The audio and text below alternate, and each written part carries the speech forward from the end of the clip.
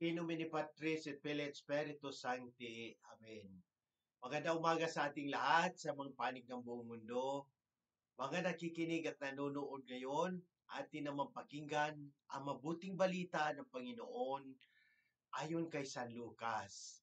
Glory to you, Lord Jesus Christ. Noong panahong iyon, sinabi ni Jesus sa kanyang mga alagad, ang pagparito ng anak ng tao ay matutulad sa kapanahunan ni Noe. Noong ang mga tao'y nagsisikain at nagsisinom, nag-aasawa hanggang sa araw na sumakay si Noe sa daong.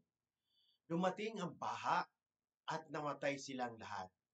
Gayon din noong panahon ni Lot, ang mga tao'y nagsisikain at nagsisinom, namimili at nagbibili, nagtatanim at nagtatayo ng bahay. Ngunit ng araw na umalis si Lot sa Sodoma, umulan ng apoy at asupre at natupok silang lahat. Gayon din sa pagdating ng anak ng tao sa araw na iyon. Ang nasa bubungan ay huwag nang bumaba upang kunin ang kanyang mga ari-arian sa loob ng bahay. Ang nasa bukid ay huwag nang umuwi. Alalahanin ninyo ang nangyari sa asawa ni Lot. Ang sino mang magsikap na iligtas ang kanyang buhay ay mawawalan nito. Ngunit ang sino mang mawawalan ng kanyang buhay ay siyang makapagligtas nito. Sinasabi ko sa inyo, may dalawang lalaking natutulog sa isang higaan. Sa gabing iyon, kukunin ang isa at iiwan ang isa. May dalawang babaeng magkasamang gumigiling. Kukunin ang isa at iiwan ang isa. May dalawang lalaking gumagawa sa bukid. Kukunin ang isa at iiwan ang isa. Saan po kayo, Panginoon? Saan po, Panginoon? Tanong ng kanyang mga alagad. Sumagot siya, kung saan naroon ang mga bangkay, doon naman magkakatipon ang mga buhay. Ang mabuting balita ng Panginoon. Praise to you, Lord Jesus Christ. Pagnilayan natin bilang mga Romano Katoliko sa unang pagbasa sa pangalawang buwan, ang pagparito ng anak ng tao ay inhalin tulad ni Jesus sa makaganapan noong panahon ni Noe at Lot, kung saan ang mga tao ay abala sa mga mundoanong bagay tulad ng pagkain at pag-inom, pamumuhay, at hindi nila alam na darating ang kalamidad sa kanilang kasiyahan. Hindi nila natutunan ang mga aral mula sa mga nangyayaring trahedya at hindi nila iniisip ang kalagahan ng pananampalataya sa Diyos. Ang mga kaganapang ito ay nagpapaalala sa atin na ang ating buhay sa mundong ito ay hindi permanente at ang ating pananampalataya ay hindi dapat nakabase sa material na bagay o mga pansamantalang kasiyahan. Kaya ng sinasabi ng Panginoon, ang sino mang magsikap na iligtas ang kanyang buhay ay mawawalan nito. Ngunit ang sino mang mawawala ang buhay sa mga bagay na makakapagligtas sa kanya ay makakamtan ng buhay na walang hanggan. Ito ay isang paalala na ng kahalagahan ng mga bagay na eternal tulad ng pananampalataya, pagmamahal sa Diyos, at paggawa ng mabuti higit sa anumang bagay na pansamantalang nakakakaakit. Sa unang pagbasa, ipinapaalala ni San Juan ang halaga ng pamumuhay sa katotohanan ng pananampalataya. Ayon sa kanya, ang mga tao na hindi namumuhay ayon sa mga utos ni Kristo ay hindi may tunay na pananampalataya. At hindi sila dapat tanggapin. Ang pamumuhay ng malinis at tapat na pananampalataya ay isang tawag na magbibigay liwanag at magtuturo sa iba. Bilang mga Romano Katoliko sa kasalukuyang panahon, sa mga pangyayari ngayon, makikita natin ang mga katulad na sitwasyon ng mga tao na abala sa material na bagay at hindi nakatuon sa tunay na pananampalataya.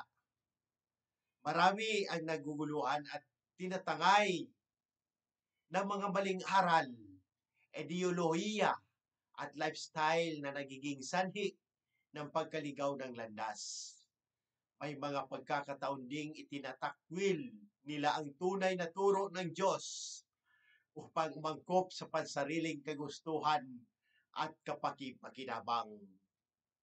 Bilang mga Romano Katoliko, tungkulin nating magbigay ng halimbawa ng tamang pananampalataya sa pamamagitan ng pagmamahal sa Diyos at sa ating kapwa. Ipinapakita natin ito sa pagsunod sa mga utos ng Diyos, pagtulong sa nangangailangan at pagbabalik loob sa Diyos sa pamamagitan ng pagdasal at mga sakramento. Hindi natin dapat kalimutan na sa mga kaganapan ng ating buhay, ang ating pananampalataya ay hindi dapat mailigaw o mawalan ng halaga. Ang pagtutok sa Diyos at sa kanyang mga utos ay magbibigay sa atin ng tunay na kaligtasan at buhay na walang hanggan. Halimbawa sa kasalukuyang panahon, una, pagtanggi sa mga maling aral at pananaw. Sa kabila ng mga bagong ideolohiya at maling katuruan, tayo bilang mga Katoliko ay dapat maging matatag sa ating pananampalataya at tanggapin ang mga aral na itinuturo ng ating iglesia. Pangalawa, pagpapahalaga sa mga bagay na makalangit. Halimbawa, sa gitna ng matinding kaguluhan sa politika at lipunan, ang isang Katoliko ay maaaring magpatuloy sa panalangin at magbigay ng tulong sa kapwa upang itaguyod ang kabutihan at katarungan. Pangatlo, pagpapatawad at pagtulong sa mga nangangailangan. Sa mga oras ng krisis o kalamidad, tulad ng mga likas na sakuna, ang pananampalataya natin sa Diyos ay nagpapakita sa ating mga gawa sa pagtulong at pagmamalasakit sa mga kapwa na apektado. Manalangin tayo. Panginoon naming Diyos, sa iyong walang hanggang kabutihan at habag, idinudulog namin sa iyo ang lahat ng mga nanonood at nakikinig sa mga sandaling ito. Loobin mo na sila ay maantig ng iyong presensya at patnubayan mo ang kanilang mga puso sa tunay na pagbabalik loob sa iyo. Ipadama mo sa kanila ang iyong liwanag na magdudulot ng pag-asa at bagong simula. Ama, para sa mga nagkakasala, hinihiling namin ang iyong banal na awa. Patnubayan mo sila sa landas ng pagsisisi at bigyan ng lakas upang magbago at muling magtiwala sa iyong dakilang pagmamahal. Naway tanggapin namin ang iyong kapatawaran ng may buong pagpapakumbaba at maging handa na magpatawa din sa iba. Hinihiling din namin na ang iyong mga milagro ay dumaloy sa amin ngayong araw, hindi lamang bilang mga tanda ng iyong kapangyarihan, kundi bilang patunay na iyong walang hanggang pagmamahal at pangako sa iyong mga anak. Palakasin mo ang aming pananampalataya at pag-asa nang sa gayon ay maging buhay na saksi kami ng iyong kabutihan. Ito ang aming dalangin sa pangalan ni Jesus na aming Panginoon at tagapagligtas. Amen. Sa muli, hinikayat ko ang lahat, Katoliko man o hindi, na magtanong at pagnilayan ang mensahe ng Ebanghilyong ito. Kung may mga katanungan kayo tungkol sa pananampalataya, ang ating simbahan o anumang aspeto ng ating buhay, bukas ang aking puso na sagutin ang mga ito. Sama-sama natin pagnilayan at pahalagahan ang habag at pag-ibig ng Diyos na ipinapahayag ni Jesus sa Ebanghilyong ito sa pamamagitan ng ating mga gawain at salita. Naway maging daluyan tayo ng habag at pagmamahal ng Diyos sa lahat ng tao. Amen. In nomine Patris et Filii et Spiritus Sancti. Amen. God bless!